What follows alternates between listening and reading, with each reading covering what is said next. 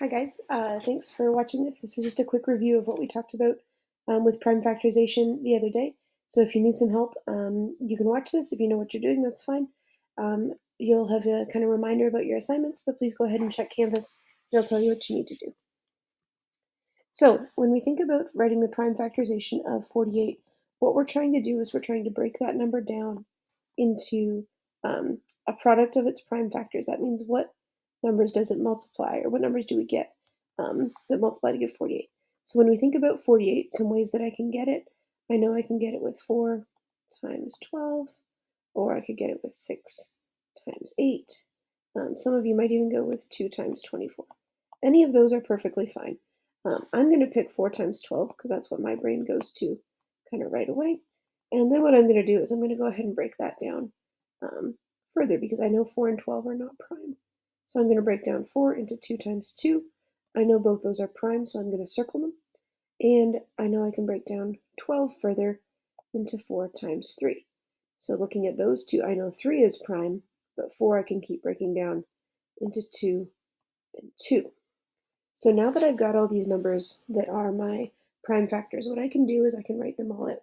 So I know that 48 is equal to 2 times 2, so those are both gone, times 2,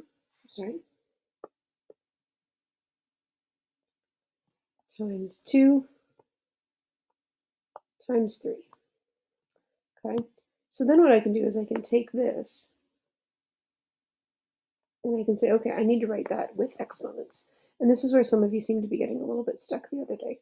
But basically what we're going to do is we're going to look for what do we have that's the same. So we have a 2 here, and we have 1, 2, 3, 4 of them. So that means I'm going to have 2 to the 4th power times 3, and there's only one of them to the 1st power. So I could leave it as just 3, or I could write it as 3 to the 1st power. So what this does, this is the prime factorization of 48.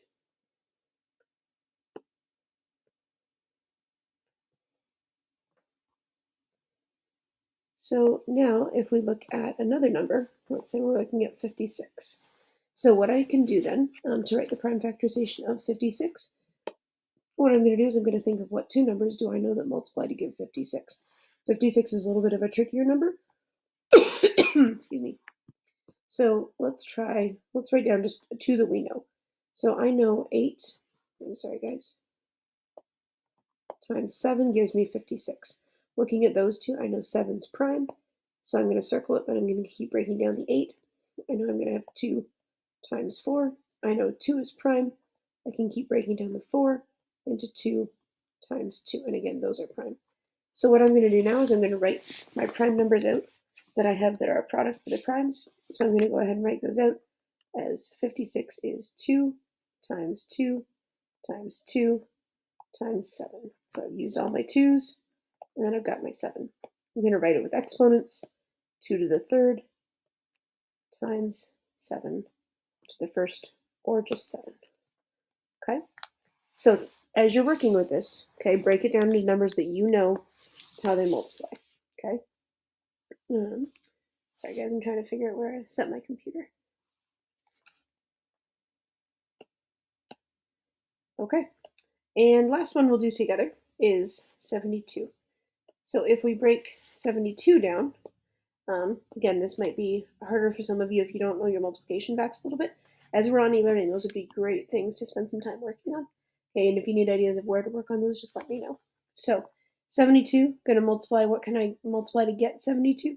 I know 8 times 9 is 72, so I'm going to write that down. So, and then I can look at my 9 and say, okay, I know I can break that down into 3 times 3, and I know both of those are prime numbers, so I'm going to keep that. And I know 8 can be broken down into 2 times 4. 2 is prime, so I'm going to circle it. 4 is not. I'm going to keep breaking down into 2 times 2. Oops. I'm not sure what happened there. So now what we can do is we can write these out as a product of our primes. I've got 1, 2, 3 2's. So 2 times 2 times 2 times 2 3's, 3 times 3. So I can go ahead and write this out with exponents now.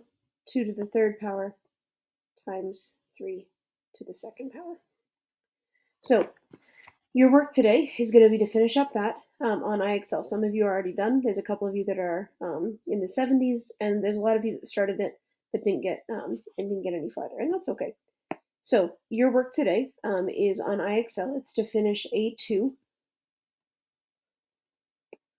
on IXL up to a score of about 80. Okay, so that's where you want to work. I'm sorry, all this stuff is still there.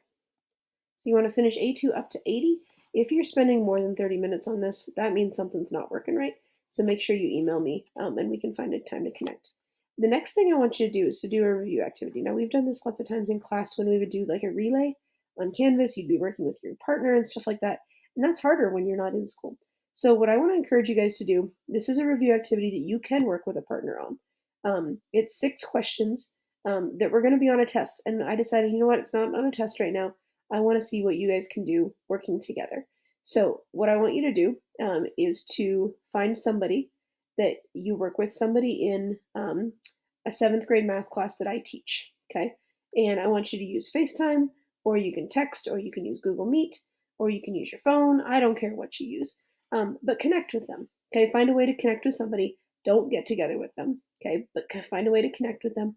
Fill out the Google form together. If you want to share your screen, Google Meet does that. And when you're doing that, make sure you include you and your partner's name. But it's a chance for you guys to work together on something that we would have worked on in class together, but didn't have a chance to. So I hope you're all doing well. Please make sure you reach out if you need anything. And I'm thinking about you guys and I miss you. So talk to you later.